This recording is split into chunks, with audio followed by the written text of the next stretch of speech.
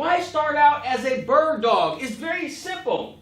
You can familiarize yourself with neighborhoods. Again, in order to get started in this business, you don't need any cash or credit, but it's good to be able to familiarize yourself with each neighborhood, because if you know that somebody's looking to buy properties in a certain area of town, then you can go to that area and prospect and look for houses in that area. But at the same time, you're able to kind of familiarize yourself with the different neighborhoods in the city that investors are looking to buy.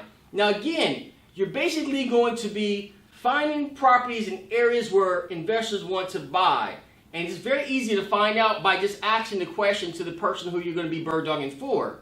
Now, you don't need to go out there and find a dozen cash investors in order to sell these properties to. You can actually find, just a couple who actually are consistent buyers.